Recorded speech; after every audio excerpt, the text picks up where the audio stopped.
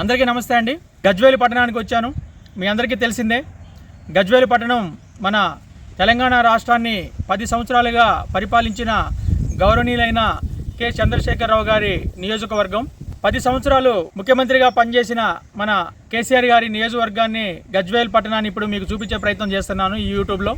నేను ప్రకృతి ప్రేమికుడిని.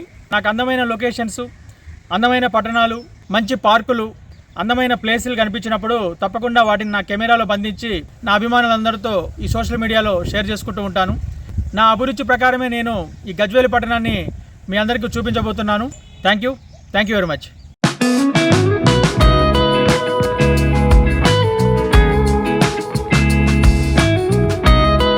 హైదరాబాద్ నుంచి వచ్చేటప్పుడు ఇక్కడ మనం గజ్వేల్ పట్టణానికి వెళ్ళడానికి లెఫ్ట్ సైడ్ టర్న్ తీసుకుంటాము.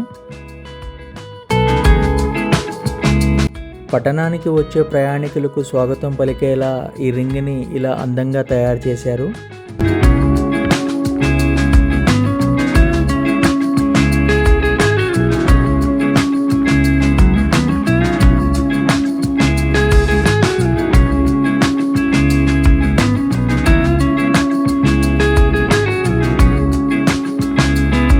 గజ్వేల్లోకి ప్రవేశిస్తున్నాము.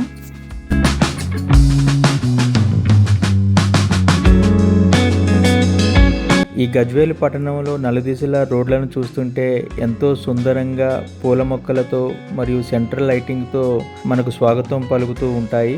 అలాగే పచ్చని చెట్లతో ఈ రోడ్లన్నీ చాలా అందంగా కనిపిస్తుంటాయి. ఇక్కడ ఎటువంటి ట్రాఫిక్ ఇబ్బందులు లేకుండా పోలీసు వారు నిరంతరం విధులు నిర్వహిస్తూ ఉంటారు. సిటీ బస్సుల కోసం ఇక్కడ ప్రయాణికులు వెయిట్ చేస్తూ ఉంటారు.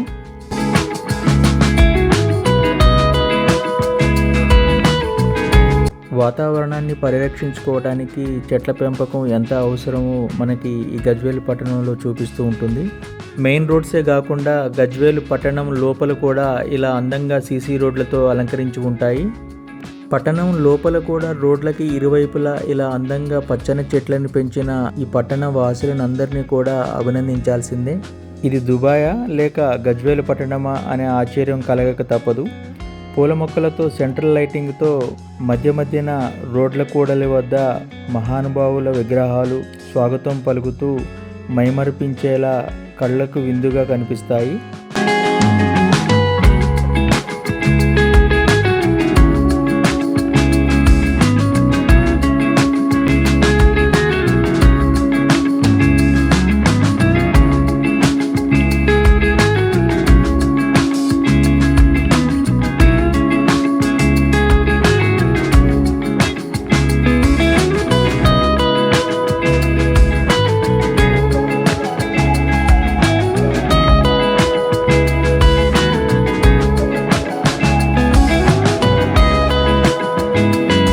ఈ గజ్వేల్ పట్టణంలో ఎటువైపు వెళ్ళినా చాలా సుందరంగా తీర్చిదిద్దినారు.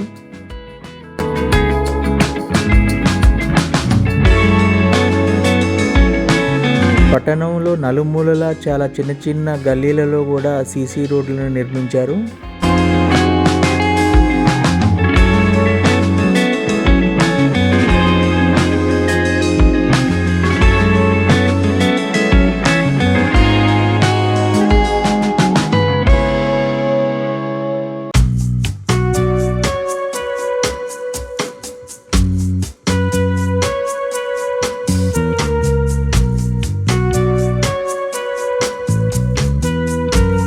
ఇంకా ఇక్కడ నిర్మిస్తున్న హైవే నూతన బస్టాండ్ పనులు పూర్తి కావస్తున్నవి.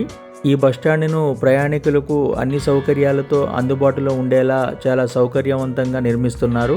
అభివృద్ధి చెందుతున్న గజ్వేల్ పట్టణానికి నలుమూలలా ప్రయాణించే అందుకు వీలుగా ఈ నూతన బస్టాండు ప్రయాణికులకు చాలా సౌకర్యవంతంగా ఉంటుంది. హైదరాబాద్లో ఉన్న గాంధీ హాస్పిటల్ను తలపించేలా గజ్వేల్ జిల్లా ఏరియా హాస్పిటల్ను మినీ గాంధీ హాస్పిటల్గా నిర్మించి అందులో సుమారుగా 500 బెడ్లు సౌకర్యంతో చుట్టుపక్కల గ్రామ ప్రజలే కాకుండా ఇతర జిల్లాల పరిసర ప్రాంత ప్రజలు కూడా ఇక్కడకు వచ్చి వైద్య సేవలు అందుకుంటున్నారు.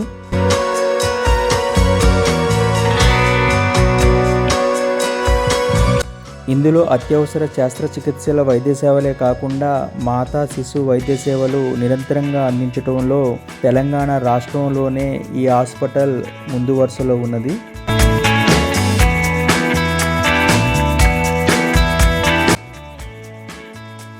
ప్రసూతి మరియు చిన్నపిల్లల విభాగము, అత్యాధునికమైన సౌకర్యాలతో నిరంతరం అంబులెన్స్ సేవలు అందుబాటులో ఉంటాయి. విద్యార్థుల భవిష్యత్తుకి నాణ్యమైన విద్యతో పాటు వారికి మంచి ఆహారాన్ని కూడా ఇచ్చే విధంగా ఇక్కడ విద్యార్థినులకు అత్యాధునిక సౌకర్యాలతో ఎడ్యుకేషన్ హబ్స్ నిర్మించినారు. కేజీ టు పీజీ వరకు ఉచిత విద్యతో పాటు ఎంతో నాణ్యమైన ఆహారంతో హాస్టల్ సదుపాయాన్ని అందించడంతో దూర ప్రాంతాల నుండి సైతం విద్యార్థినులు మరియు బడుగు బలహీన పేద విద్యార్థులకు ఈ యొక్క ఎడ్యుకేషన్ హబ్స్ ఎంతగానో ఆసరాగా నిలిచినవి.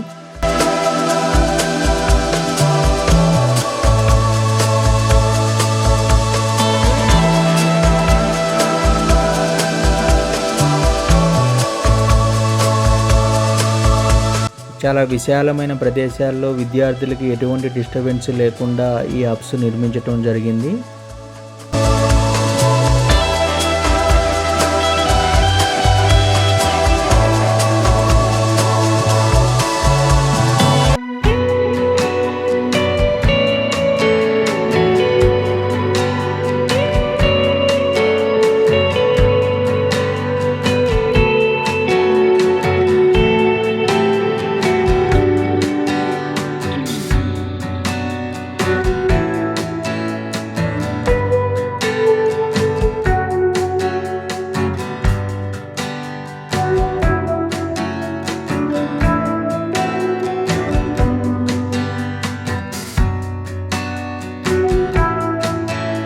ఈ మంచి వాతావరణంలో నిర్మించిన హబ్స్లో చదువుకునే విద్యార్థులు మంచి భవిష్యత్తు అందుకోవటం కోసం ఇక్కడ అనుభవజ్ఞులైన అధ్యాపకులతో పాటు మంచి ఆహారాన్ని కూడా అందిస్తున్నారు.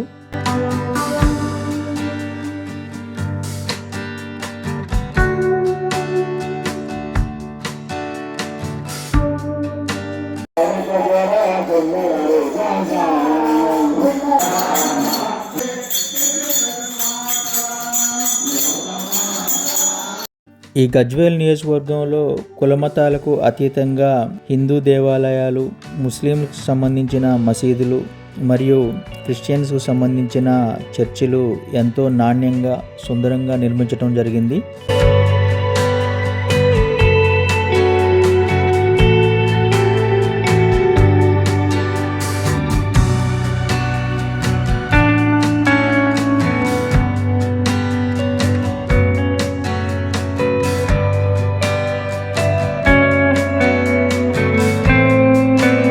ఈ మసీదు వద్ద వ్యాపారాలు చేసుకోవడానికి వీలుగా షాపింగ్ కాంప్లెక్స్లు కూడా నిర్మించడం జరిగింది.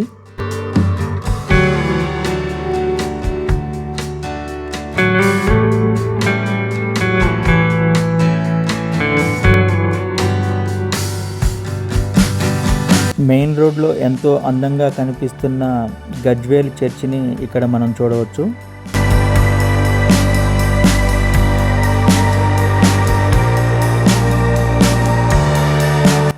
నారదుడి చేతిలో ఉండే తంబూర పేరు మహతి అంటారు.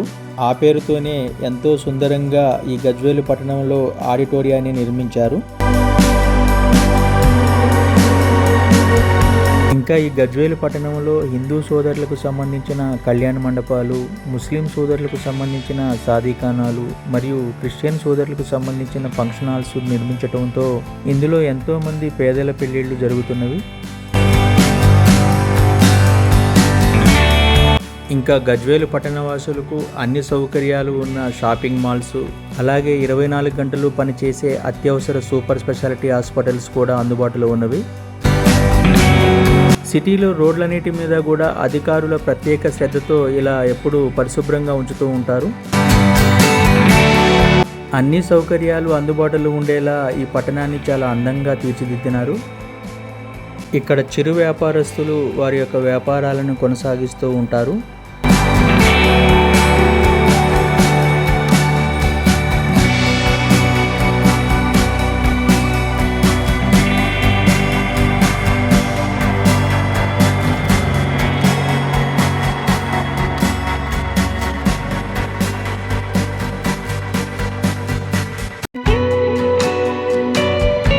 గజ్వేల్లో హరిజనవాడలో ఉన్న మరో ప్రభుత్వ పాఠశాలలో కూడా మంచి సౌకర్యాలు ఉన్నవి.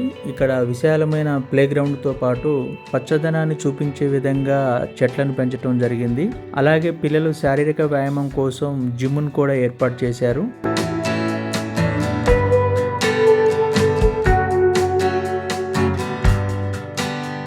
అన్ని సౌకర్యాలతో సమీకృత కార్యాలయ భవన సముదాయాన్ని కూడా చాలా అత్యాధునిక సౌకర్యాలతో నిర్మించినారు.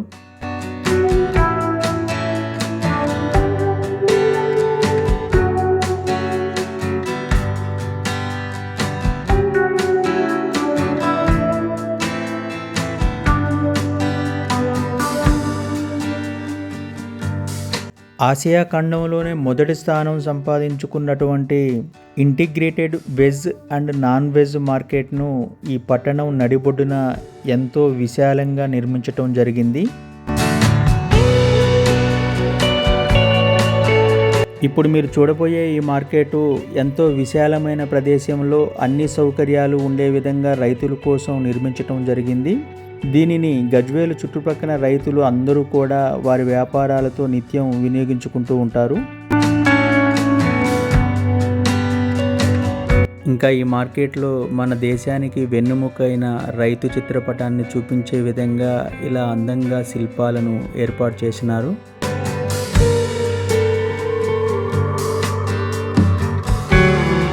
తాజా కూరగాయలు, ఆకుకూరలు ఈ మార్కెట్లకు వస్తూ ఉంటాయి. వివిధ రకాల పండ్లు మరియు అన్ని రకాల పూలతో ఈ మార్కెట్ చాలా అందంగా రంగులమయమై ఆకర్షణీయంగా ఉంటుంది.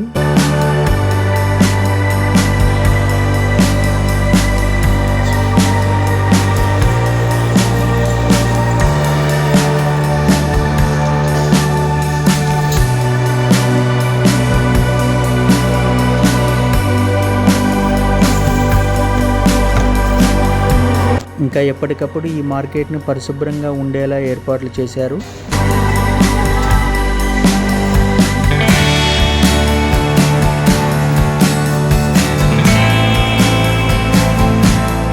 ఈ మార్కెట్లో మనకు అన్ని రకాల పండ్లు కూడా మనకి సరసమైన ధరలకే అందుబాటులో ఉంటాయి.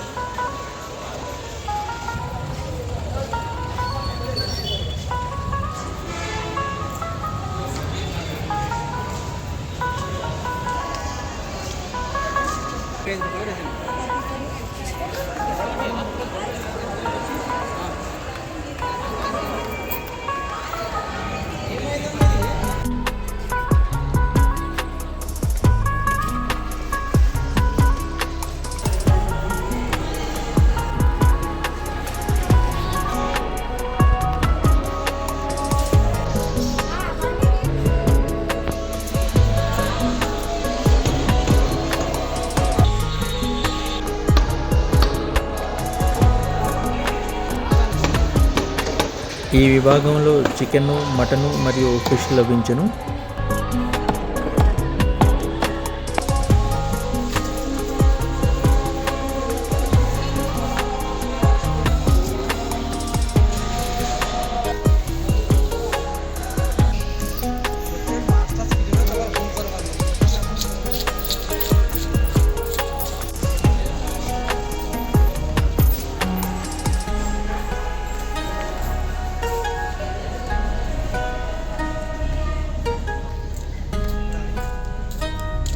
ప్రజలకు వినోదాన్ని అందించుటకు మల్టీప్లెక్స్ సినిమా థియేటర్స్ కూడా అందుబాటులో ఉన్నవి.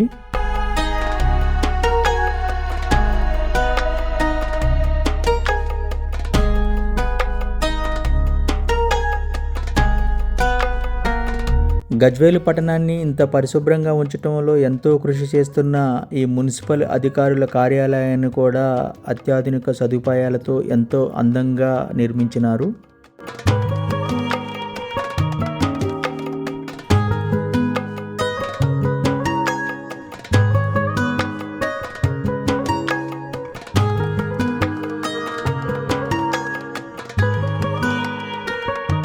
ఇక నిత్యం 24 గంటలు పట్టణానికి రక్షణగా ఉన్న పోలీస్ స్టేషన్స్ను కూడా అత్యాధునిక సదుపాయాలతో నిర్మించడం జరిగింది. ఇంకా ఎంతో విశాలమైన ప్రదేశాల్లో ఆటలాడుకోవటానికి మరియు పట్టణ ప్రజలందరూ కూడా ఇక్కడ శారీరక వ్యాయామాలు చేసుకునే విధంగా ప్లే గ్రౌండ్స్ని ఎప్పటికప్పుడు పరిశుభ్రంగా ఉంచుతూ అందంగా తీర్చిదిద్దినారు. ఈ క్రీడా ప్రాంగణంలో పిల్లలందరూ ఆటలాడుకోవటానికి వారికి సంబంధించిన ఆట వస్తువులతో పాటు ఇక్కడికి వచ్చే పట్టణ ప్రజలు కూడా శారీరక వ్యాయామాలు చేసుకోవడానికి జిమ్ములు కూడా ఇక్కడ ఏర్పాటు చేయడం జరిగింది.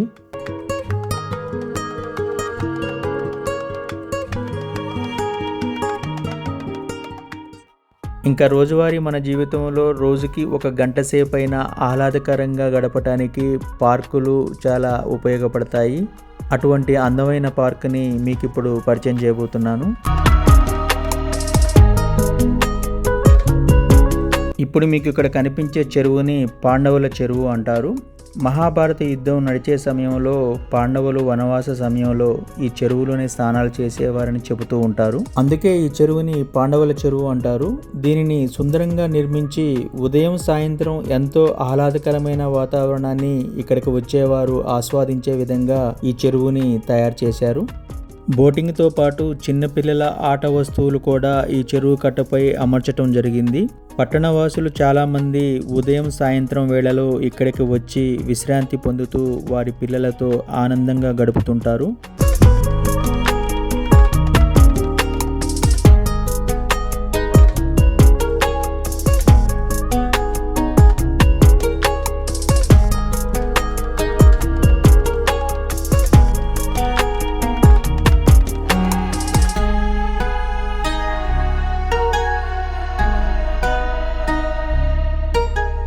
ఇప్పుడు మీరు చూస్తున్న పార్క్ పేరు కల్పవనము. ఇక్కడున్న గొప్పతనం ఏంటంటే ఇక్కడ ఉన్న అడవినే పార్కులా తయారు చేశారు. మొత్తం 50 ఎకరాలుగా ఉన్న ఈ అడవి ప్రాంతాన్ని మంచి పార్కులా తయారు చేసి దీనికి కల్పవనం అనే పేరు పెట్టినారు. పచ్చదనంతో పూర్తిగా నిండిపోయి ఇలా అందంగా కనిపిస్తూ మనసుకు ఎంతో హాయినిస్తున్న ఈ కల్పవనం పార్కులో ఖచ్చితంగా మనం ఎంతో ఆరోగ్యాన్ని సంపాదించుకోవచ్చు. పట్టణ ప్రాంత వాసులతో పాటు పరిసర ప్రాంత గ్రామ ప్రజలు కూడా వారికి వీలు కుదిరినప్పుడల్లా ఈ పార్కుకి పిల్లా పాపలతో వచ్చి ఆనందంగా గడిపి వెళ్తూ ఉంటారు. యువత కూడా ఈ పార్కులో ఈ అందమైన లొకేషన్స్ని వాళ్ళ కెమెరాస్తో బంధిస్తూ రీల్స్ చేస్తూ ఆనందంగా గడుపుతుంటారు. ఇంత అందంగా తీర్చిదిద్దిన గజ్వేలు పట్టణాన్ని మీ అందరికీ చూపించాలనే సదుద్దేశంతో ఈ వీడియో పోస్ట్ చేస్తున్నాను. అలాగే ఈ గజ్వేల్ నియోజకవర్గానికి ప్రస్తుత ఎమ్మెల్యేగా ఉన్న మరియు మన మాజీ ముఖ్యమంత్రి వర్యులు గౌరవనీయులైన శ్రీ కె చంద్రశేఖరరావు గారికి, రాజకీయ నాయకులకు మరియు ఇక్కడ పనిచేస్తున్న అధికారులందరూ కూడా ప్రత్యేక ధన్యవాదాలు తెలుపుకుంటున్నాను. నా వీడియో మీకు నచ్చినట్టయితే మీ అమూల్యమైన కామెంట్తో పాటు నా యూట్యూబ్ ఛానల్ని సబ్స్క్రైబ్ చేయగలరని కోరుకుంటున్నాను. మీ అందరూ బాగుండాలని ఆ దేవుణ్ణి కోరుకుంటూ అందరికీ ధన్యవాదములు.